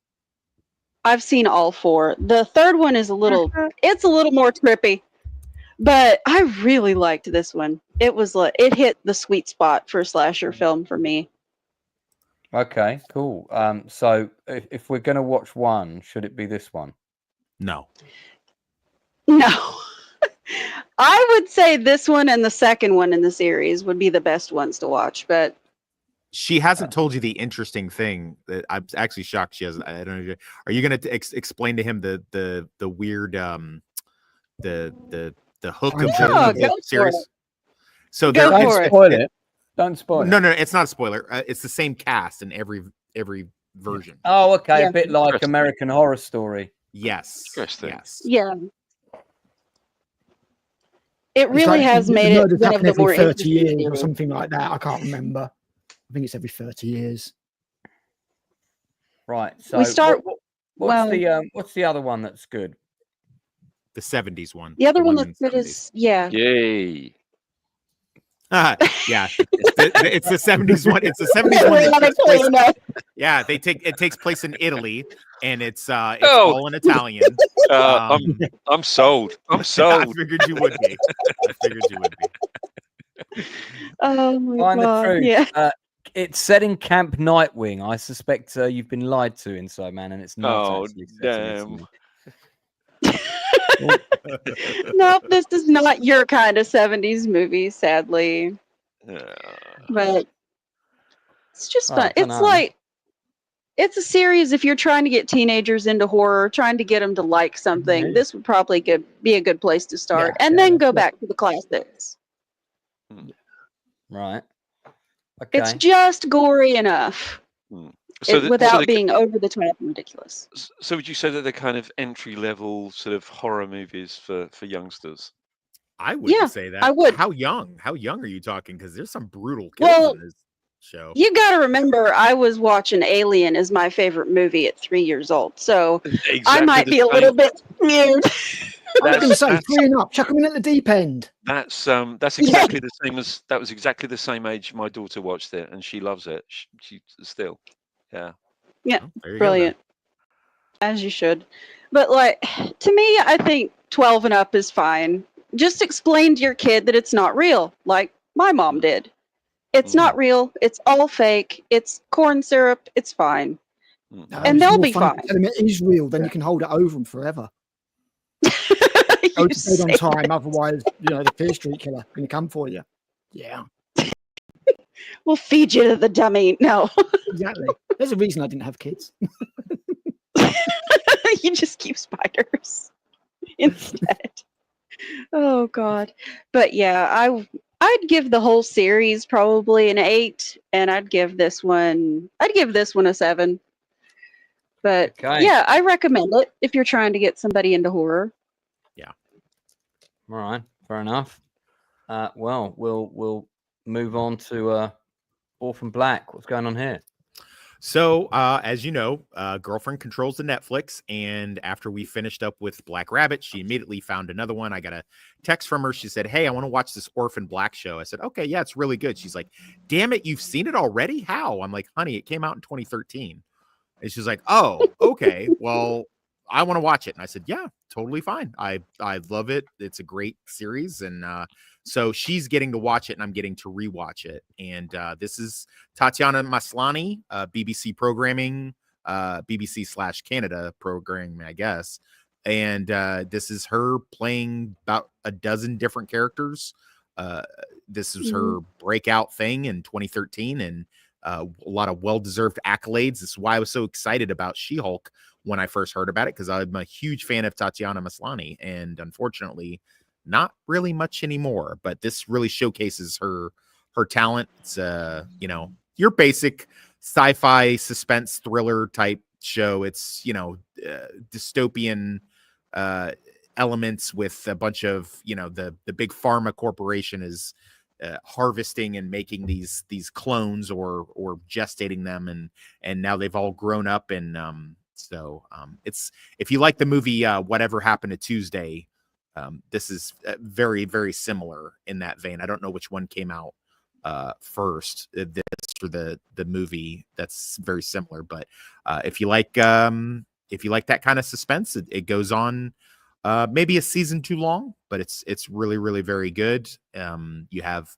like I said, Tatiana Maslany playing almost a dozen different characters, 5 very specific ones, all clones, and some of them are evil, some of them are good, some of them are middle of the road, but they're all extremely interesting, and you will forget that you're watching the same actress, not only just because the special effects is so good, which I'm shocked. I mean, I cannot find, maybe somebody a little smarter than me can find where the double magic is happening in it. Someone who's a better special effects person than me, but I can't see it. And her acting is so good. You never see, none of the characters, they all seem like different people, which is, the hallmark of it. It's filmed exclusively in Canada. It's got a strange look to it that I've not seen in a lot of other programs that I've watched. I don't watch a lot of stuff on the BBC, but this is definitely a great BBC transplant that's popped up on Netflix, and 100% worth the watch. I can't say the same for the spinoff, but this is really, really good. Okay, fantastic stuff. 9 out of 10, by the way. Yeah. I feel like I saw this when it came out. I can't remember a fucking thing about it. I clearly need to go to more raves.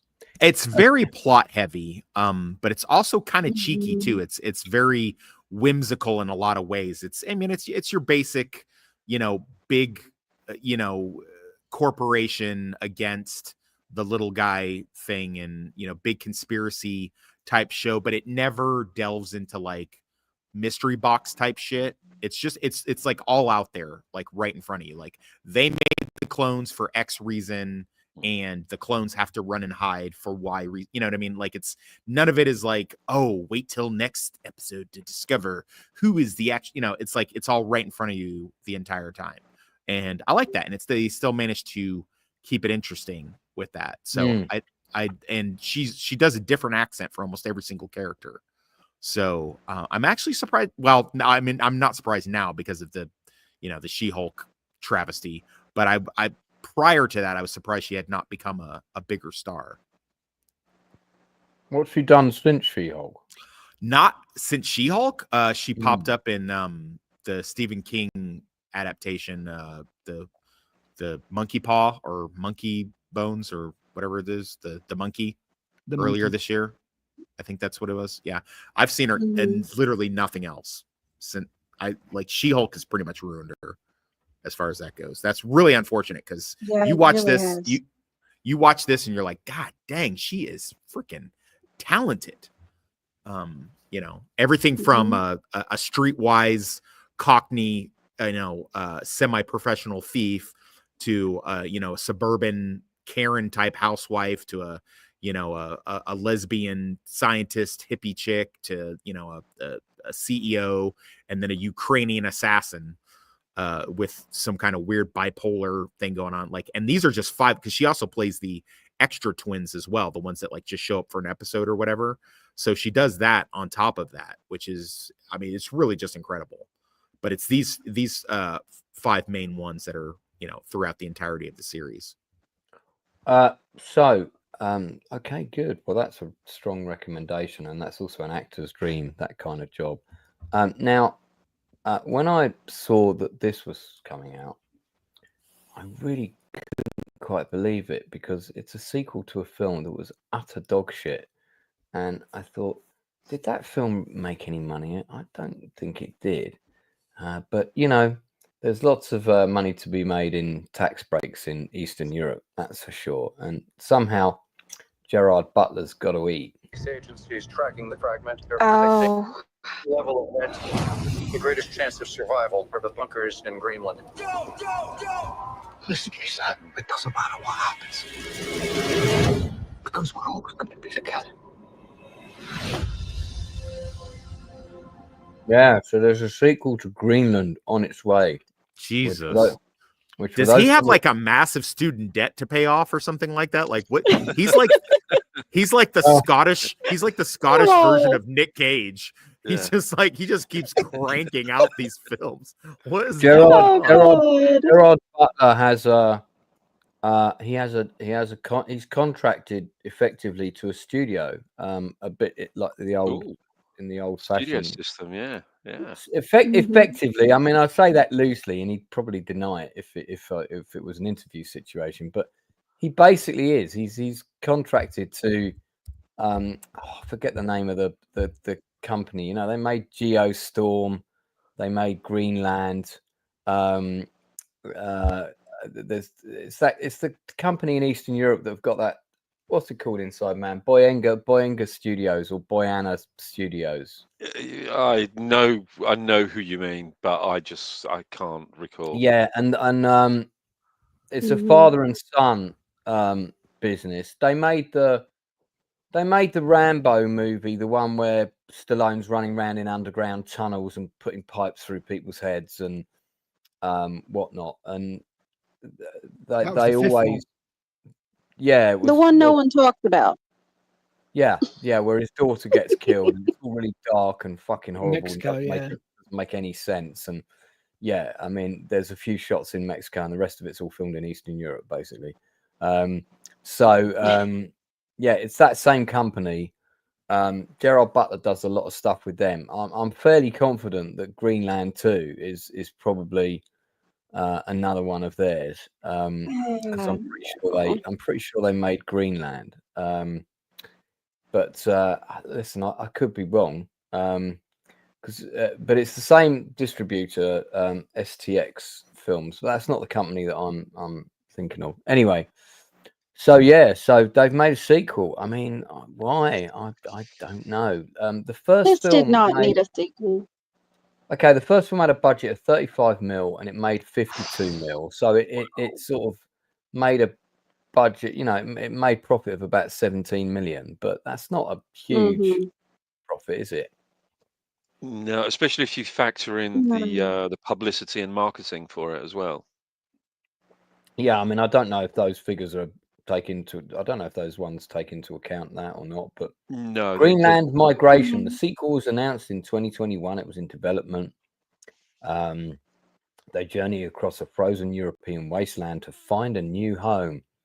The rights were secured at the 2021 Cannes Film Festival for 75 million and agreed to give the sequel 65 million budget. Started filming in 2024. Its principal photography began in Scheinfeld Studios, Alton, Hampshire, United Kingdom, and Iceland. So that's interesting. Yeah, Scheinfeld Studios that's the relatively new one inside, man, isn't it? That's just outside Berkshire. Got a great photo of it here, actually. I remember when this was being built. and they've right. So actually, maybe this isn't the guys in Eastern Europe that he always does stuff for, but he's basically doing the same kinds of movies. It's always, he's a professor or he's a security guy or whatever, and he's always got a family to protect, and there's usually an estranged kid somewhere. This is Scheinfeld Studios. There you go. Just a big shed outside of Reading. Very exciting. But yeah. What Rambo. excellent architecture. I haven't seen yet Darth Plato, so I can't vouch. But the trailer itself it don't look great. It's I think Volcano's the Tommy Lee Jones one, isn't it? Yes, it is. It's a fun movie. Just turn your brain off. Don't think about it. It's a fun movie. I think I would say that we probably have seen this. For those we've lost. Wouldn't you? Wouldn't you say that we probably have seen this many times We've before? seen Greenland. Oh yeah. We've seen Greenland too. Oh yeah, we have. To be fair, that was a feeling I got with Black Rabbit. I was just like, I've seen all these plot points before, but made it worth it.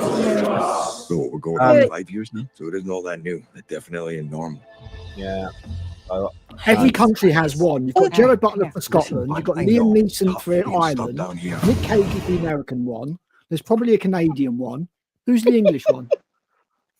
Yeah, and who's the Welsh one? Jason Statham. He's the English one. Hey, that's not bad. Cool. Yeah, random action man. There you go. Every country has one. We need a Welsh one now. Welsh one. I mean, Timothy Dalton's still doing stuff. Daffy Llewellyn. Oh, Keanu Reeves is Canadian. There you go. He's the random Canadian guy. There you go. That worked. It's too dangerous outside. Dwayne Johnson is Canadian. in Iceland. Open the door! Get out! Our situation is getting worse. Do we think Say there's Dwayne Johnson's anywhere that's Canadian. safe? All the famous Americans are. Dwayne Johnson, no, he's not Canadian. He has a Canadian citizenship, though, for some reason, because his father's from Nova Scotia. He has a Canadian haircut. You're not my buddy, guy. Well, yeah, that's Greenland. There's a bit of green land, literally. Riveting stuff. Will anybody on the panel be dashing to the cinema to see Greenland 2? Look, I love Gerard Butler. I've loved him ever since Reign of Fire. But I just, I think it's obvious. I think it's obvious. No, he's in there. He plays his best friend. That is he? It's been a long time since I watched that. Yeah, he's one of his first movies. It's one of Matthew McConaughey's greatest roles. I don't care what anybody says. He was awesome in that movie. He was. But this Greenland narratively does not need a sequel. Even if it was a good movie, it ends. They're safe. It's over. There's no need for a sequel. Somehow Greenland came back. Greenland returned. How did Gerard Butler go from Dracula to 300 to now he's now he's the real life Tug Speedman who left the fridge open? Here we go again. Oh my god. This is like a good sequence. Don't look down. Hang on. Oh, they've gone. I mean, if that happens in the first 5 minutes, good. I do like from Firefly. Moraine, what have they first done? one. What have they done to you, honey? Oh god. No. It's just funny because I mean the whole point of the first movie is like, we got to get to the silos in Greenland, and they do it and they survive.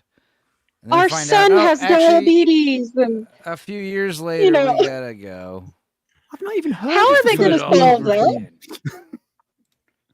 I'm just sitting here wondering, do they cure diabetes while they're down there? Because that's the whole point, is he's not going to be able to go in because he has a chronic illness. I'm like, did you cure diabetes? Like, what? Are they making all the Fallen films? Like, White House has fallen, London has fallen. Yeah. We didn't get Greenland has fallen, no? Greenland yet. Well, Not now yet. we have. Greenland has clearly fallen. It's not coming until January 2026. Oh, something to look forward to. What a relief. How can you all talk diabetes and not mention Wilford Brimley? In other news, we also had do you know what? I didn't realize that there was a new Star Wars movie coming. Jesus. Is it though? Oh God, Is it? the Mandalorian. The Mandalorian Grogu thing. Oh my God. Yeah, Technically, do you know what? there's two I was quite late on on catching the trailer for this. I think it had been out probably for a week or so before I even knew it was out, which says a lot, doesn't it? But I feel like we should check it out though. So should we? We should suffer. We should suffer together. I feel we should check this version. He's a little guy who can't talk, and he's a big guy who won't talk. Yeah. Let's have a look at this. Oh God. Oh yeah. Bus for the ride home. Use they big ass to power buff my best car. A horror movie. Lansky's not here. Wait, fuck.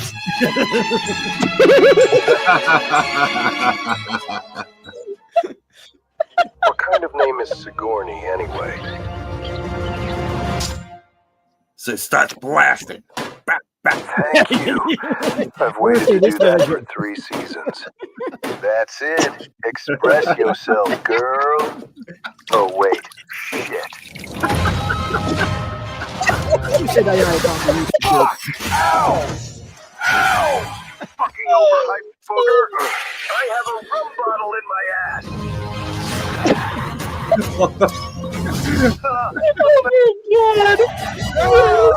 God. Impressive. Look how thick that back is. Juicy folds. Wow. It's not gay if it's up against a man's back, right? It's been so long since that San Fran men's room. What? Sorry, kid. I don't stick my neck out for anyone in the cast more beloved than me. You want some popcorn or? Oh, God!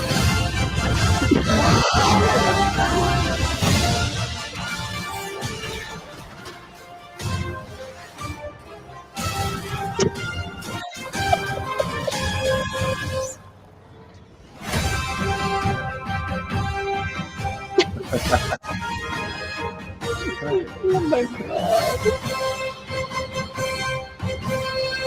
I don't know. I'm quite up for that. Listen to this last bit. Just vibe with me, baby.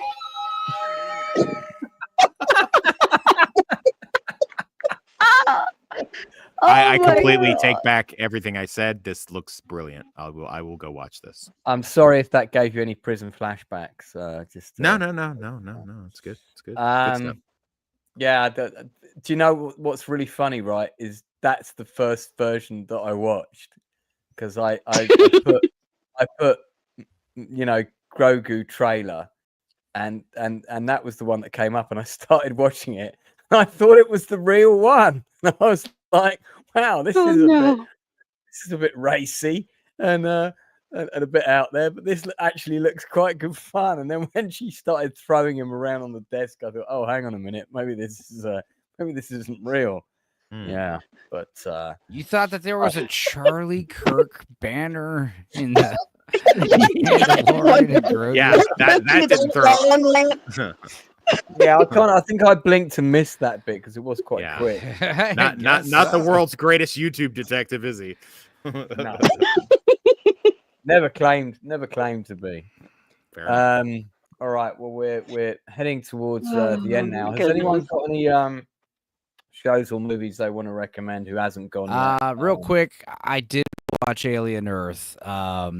I watched. No. Now, to be fair, I watched the first 5 episodes in one sitting, and I was like, it's not that. When does it get really terrible? And then 6, 7, and 8 happened, and the ending, or I guess the show doesn't even really end. It just kind of stops. That was an unforgivable sin for me. I wouldn't give it a 0.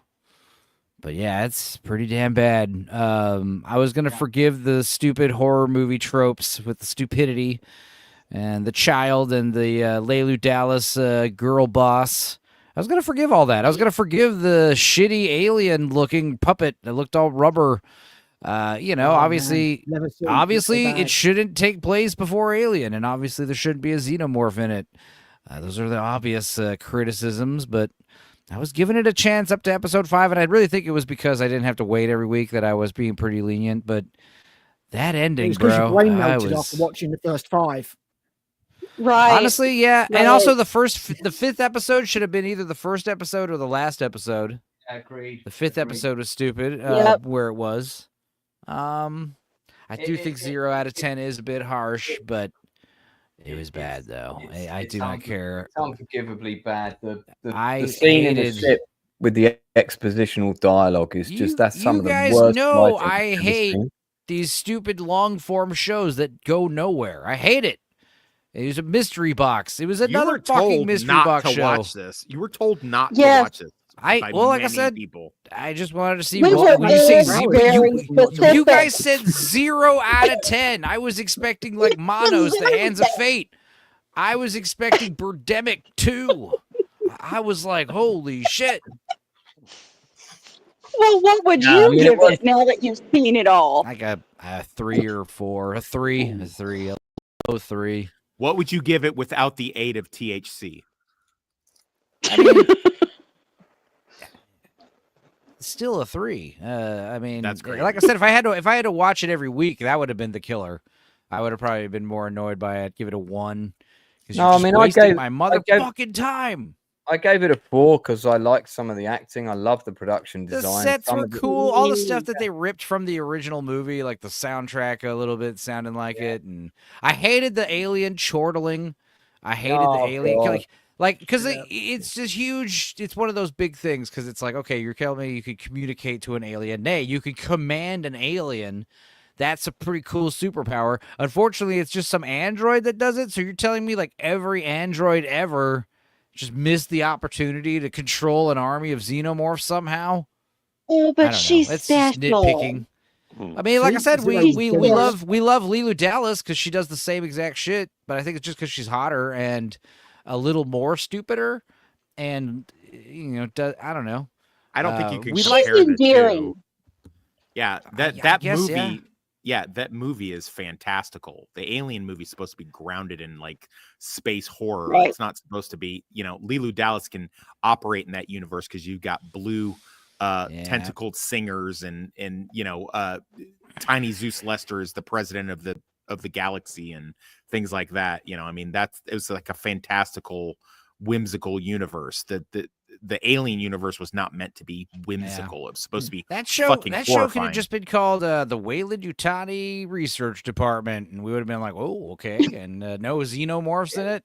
Just do the tentacle eyeball alien and a few other little, what was it? The bugs that vomit acid or whatever the hell. Maybe it's all not. stupid. Yeah, maybe not turn the xenomorph into a pet. A rover, Oh, pet God. rover. Like maybe I said, not. I Maybe said, don't like, keep when- creatures in glass. It's not bulletproof. When you watch Resident Yeah, Evil, really. whatever animated one, there's a character who can like command liquors, and it's a big deal. It's like, holy shit. So like introduce a bad guy who can control a xenomorph, like that would be cool. That is a cool concept. A xenomorph is on your Yeah. side. We've seen predators on your side before. What if you had a fucking xenomorph on your side? I mean, it We does know get where explored that in the idea comics came They from. did it terribly, though. times. Yeah, they But did it that's badly. a We different know who held that idea. That's where they were going with David, and he didn't get to do it, so now he shoved it into this, and we're stuck with garbage again. That's what we did here.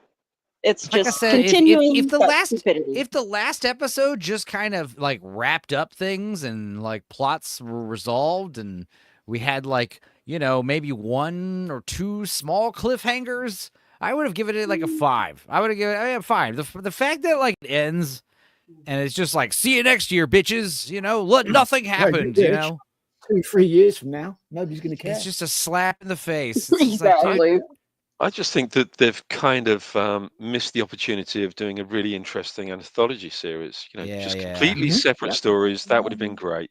Well, I didn't want to talk about it too Would've long, but I loved did that. watch it, and I agree it was terrible. But was it a 0 out of 10? I've seen plenty of zeros, man. Like, I mean, Theodore the production Rex is values are way good, some of the worse. acting's good.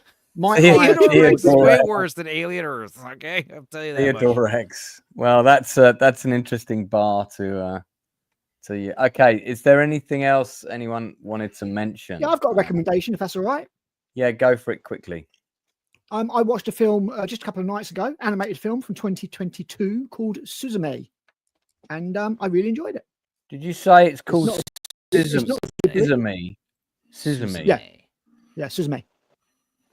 I mean, technically, you wouldn't say the U in the middle, so it'd be Suzume. Can you type it into the chat, please? Suzume. I think it's like that. You don't mean Sisu, as in the No, world. definitely not Sisu. No. This is not. Suzume. Suzume. Okay. This is about a little girl that has to go around closing doors in Tokyo that monsters come through. It's definitely not. Yeah, this show. Okay, I have heard of this. Yeah. Yeah, it was really good. I really enjoyed it. It's a good little anime. Eastern storytelling is told in such a different way to Western storytelling, and I really appreciate it. I really appreciate it. It was refreshing. It was a nice watch. There was nothing nasty about it. There was nothing sort of horrible about it. It was just a lovely little film to watch. Well animated, good story. A little bit dense in places, maybe. I think kids would struggle. But yeah, really enjoyed it. So it gets a recommendation from me. Solid 7 or 8 out of 10, I guess. Yeah, Not mind-blowing, Japanese I really enjoyed coming of watching it. age fantasy,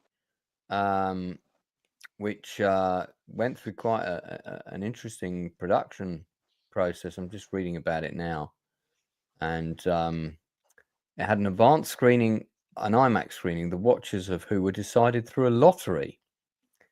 Japan, they like doing things, they like doing things a certain way. The special screening of the film was held on March 1st, 2023 at the BFI South Bank in London, with the creator of the film attending. So that's interesting. So yeah, I can see this was courted by the high and mighty of the highbrow cinema world. Been nominated for a shitload of awards as well. Yep. Yeah. So I'm Typically sold. Japanese. One of the characters get turned into a chair after about 20 minutes. Yeah, I mean that. Dude, I accept that as a given when watching any Japanese animation show that someone's going to get turned into a chair. Is this on Netflix? It was Amazon, if I remember correctly. Amazon. Okay. Is it included, or is it you got to pay for it? No, it's included. I do not do I'm paying for Amazon Prime. I sure as hell do not do the. Yeah, Prime stuff exactly. on Yeah, if you're paying for the channel, then fuck me. I'm not going to pay extra for stuff. Yeah, exactly. It's got a little yellow bag next to it. I ain't watching it. No, it's free on Amazon Prime. Well worth your time. It's around about 2 hours long. As I say, it's a little bit dense in places. Quite a lot going on. Well, believe it or not, IMDb is currently down. So there you go. I mean, maybe it went down when we played the Greenland 2 trailer. That was it. That killed it. IMDb literally just offed itself. Not this again. This is the film we're talking about. Who else has seen it? Al, what's your rating out of 10? And anyone else who's seen it, then chip in with your ratings, please. For an anime enjoyer, I would absolutely give it an 8 out of 10. For the casual viewer, maybe a 7. You know, it's a little bit dense in places. It is very Eastern, but it's a lovely little story. It all sort of ties up to the girl and everything, but without being the girl who's the key to everything. Do you know what I mean? Which is something that Western entertainment could really handle, do with learning. This has got good characters in it, a good little story. Yeah, I enjoyed it. It's not a Ghibli, but it was good. Yeah, Great. 7 or 8 out. Worth your time. Fantastic. Well, I can now announce, incidentally, that I'm going to be doing a special stream on Monday, the 6th of October, at 9 o'clock. So this will be after I come back from rehearsing the Magnificent Seven. I'm just putting this in my diary now. This is not going to be on my channel. This is going to be on Critical Drinkers channel, and we're doing a happy hour about all the Magnificent Seven films to tie in with my play. So we're going to be talking about Battle Beyond the Stars, The Seven Samurai, The Magnificent Seven, the original, and The Magnificent Seven, the remake. I don't know if we'll get into the sequels, like The Return of the Seven and all of that, but we'll certainly cover the three mentioned. So that's going to be a really interesting stream. That's going to be happening on the Critical Drinkers channel on Monday, the 6th of October for 9 p.m. Probably going to go for a couple of hours. So I'm going to look forward to doing that. I think that's going to be an episode of Happy Hour, basically. So that's going to be fun. And just to remind people that are watching that Seven Magnificent Egos, the opening night is now 15 days away. So just 2 weeks. We'll be going up on stage. It's a terribly fun show. We're having entertaining time rehearsing it, even though I lost one of my cast a couple of days ago. But we kind of had a feeling that was going to happen, so we had already plans in place. We love it. Yeah, we counteracted that very quickly. So it just means I'm doing more rehearsals than planned, but I don't mind that because that means I get to direct, which is always my favorite job. So, did you say there was a Nielsen's that you might not be able to do because of that? I can't remember. Yeah, the Nielsen ratings, there's 1 week it's definitely not happening, and that's going to be the week of the show. So the Tuesday before we go up, which is also 14th. the night that we're most likely to be working late at the theatre, because we open on the Wednesday. So we open on Wednesday the 15th. So on Tuesday the 14th, it's extremely unlikely. In fact, I'm going to say it's not going to happen that we're going to do a Nielsen ratings. Now, I will probably do something alternative on Sunday the 12th, because on Sunday the 12th, I'm interviewing one of the cast, and then I might do a sort of alternative Nielsen ratings that night. Or I might just do some sort of stream on the 12th. But yeah, the week of the play, no, because I'll be too knackered. I might get in time to do it, but I'll be exhausted because I would have been directing all day and performing because I'm in the show as well. So I'm doing like 3 jobs. Yeah, but there will be one. We will have one on the 7th. So next week will be happening. Yeah, so next week will be happening at normal. Let's go round the panel. Tell us what you got coming up, Enzo. Great. Tomorrow okay, good. is we watch for what? Tomorrow's a we watch for Reanimator, full length. I had to censor a lot of nudity for that one. It's a good one. I also might be on AJ's later tonight. I don't know. I might go to sleep. Who knows? We'll see. But yeah, Reanimator tomorrow, October 1st. You know, we're kicking off October already. It's going to get hardcore. Nice. We got Fright Night 2 and what else? Maybe The Frighteners. I don't know. Just some crazy shit. Frighteners is an underrated film, man. It's a good film, that. I love The Frighteners. Really like The Frighteners. Great movie. And Peepers, you sleep. That'll be a first. I do sleep, Peepers. I just sleep from like 8 a.m. to 3 p.m. I just, I sleep during the day like a vampire. All right, I sleep. I didn't sleep last night though. I slept for like an hour, and that's because I had to wake up at 8 to take Mother to the doctor's appointment. You know, she had a procedure, so it was a long day. Anyway, it was cool being here. Go see one battle after another. Make up your own mind. Don't listen to me or Toxic or anybody else. Just go watch it. And tell me what you thought about it. Okay. Great stuff. Thank you, Enzo. Always a pleasure Don't forget to the have poll. you on. I'll get you all the brochure stuff over tomorrow, hopefully. Yeah. So, Tox, anything you want to plug? Well, first of all, don't forget your poll. Oh, yeah. We need to see who won the poll. Thanks very much. I definitely wasn't going to forget the poll. Okay. Yeah. By that, I mean, I probably would have done. So, thank you for reminding me. No problem.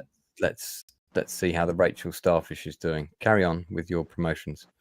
It's either tonight or tomorrow. Dudicus and I will be revisiting Highlander Endgame 25-year celebration stream. Haven't done anything with him for quite a while, so that's going to be fun. But yeah, 25 years ago this month, Highlander Endgame came out, so we will we'll sit there and kind of watch that a little bit. I just did a stream with, or excuse me, a video with Northern English Bastard talking about Get Shorty. So I, in turn, am going to do Get Shorty, the book versus the film on my Consider the Source. And love that movie. I'll be on Nadia's stream on Friday, hopefully, if her health holds out, which I hope that it does. And we will do we'll be talking about episode 6 of season 4 of Stranger Things. And I think that's about it. I don't think I have anything else. I mean, I'll use my Buffy stream on the weekend as well as usual. But other than that, that's about it. God, we're getting Windowception. I'm getting what's going? What is happening right now? Yeah. Yes. So at the minute, you're looking at a vortex of within. But I'm pleased to report that who has the best movie ready bum crack, which was a big point of discussion when we first went live. So 70% have voted for Stupenzo's Drummer Arse Valley. 70% have voted for Alan's Hairy Spider Hole. 17% have voted for Toxic's Prison Pounded Valley. And 50% for Rachel's Smooth Starfish. So more fun polls. Is that the poll you had? Thank you. That was the poll we had. That's messed up, Lance. And you're opening yourself up for litigation because I was never the pounded. I was the pounder. FYI. So damn, I knew I made a typo on that one. Yeah, you better fix that shit before I get my lawyers involved. We'll do this. I'll be owning the Magnificent Seven soon. Just FYI, if you don't fix it. That's a great ploy to get him to come over, Lance. Very good. I like it. I know exactly. That's the whole intention. Don't forget, there's space on Rachel's jet. So do come over. On that note, do support Rachel's funder if you can. I'll try and put the link up in the blurb under this later. But yeah, if you can. Aaron Charman, I came in late and I'm very confused. Watch the first 10 minutes of the stream. It's all just very, rudimentary. Yeah, excellent. Okay, great. Northern, have you got anything you want to plug quick, mate? Back from Get Shorty, Lazy Bastards Watch with Toxic. I will be doing Dog Soldiers with Inside Man, Critic Owl, Rachel Percy, and Fandad Menace on Friday, 7 p.m. And I'll also be premiering my first in a long line of Halloween seasonal video reviews, starting with Coraline. So, and there'll be more to follow after that, and I'll plug some more later on next time I'm on this show. So yeah, that's all I got. When you watch Dog Soldiers, I always thought that the actor who played Spoon in Dog Soldiers, he's an actor called Darren Morfitt. He was in The Murder of Stephen Lawrence. That's when I first saw him. Played one of the people that killed him.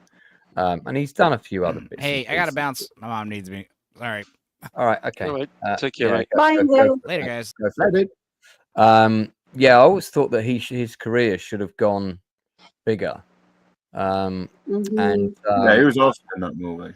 No, I rate him. He's got a small part in Doomsday, which was Neil Marshall's, one of Neil Marshall's later films. And I think when Marshall came on, I said the same thing to him. I said, I always thought that guy I just rate him as an actor. I think he's very authentic. He's done a fair bit, and he's still a jobbing actor doing bits of TV, and he's got a recurring character on Coronation Street. But yeah. Anyway, I thought I'd mention that. You can bring it up in the stream and see what you think. All right. Okay, Oh, we will be talking about Spoon. Trust me. Yes. Right. No spoon. All right. Well, never let it not be said that Rachel doesn't like a good spoon. So on that bombshell, we're going to wrap it up there because it's midnight. I'm tired. I've been rehearsing all day as well. So with my new cast member, so I'm a little bit knackered. But thanks to my panelists, Stupenzo, who just had to bounce, Northern English Bastard, Critic Owl, rachelpearcyart, Logue Toxic, and of course the Inside Man. Really appreciate you all coming on. Thank you. Why is there a weird echo? What's going on? Yeah. What's happening? Anyway, that's it from us. It's my fault again. My fault. Blame it on Rachel. If in doubt, blame it on Rachel. Thanks to everyone in the chat for taking part. We had quite an active chat tonight. It's always nice to see.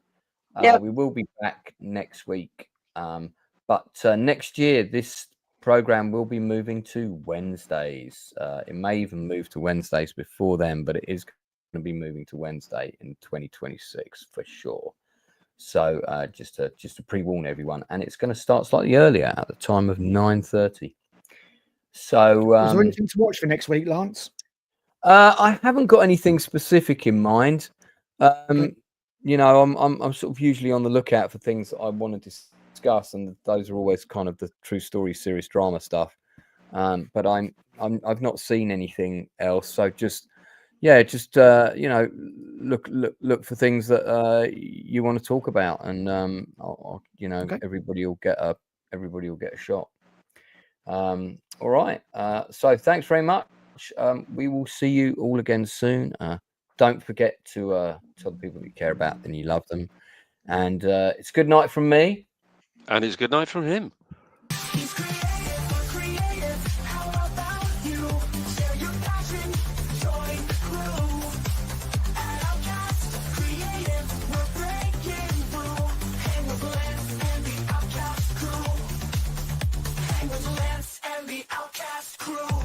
Interviews with fellow artists on the rise.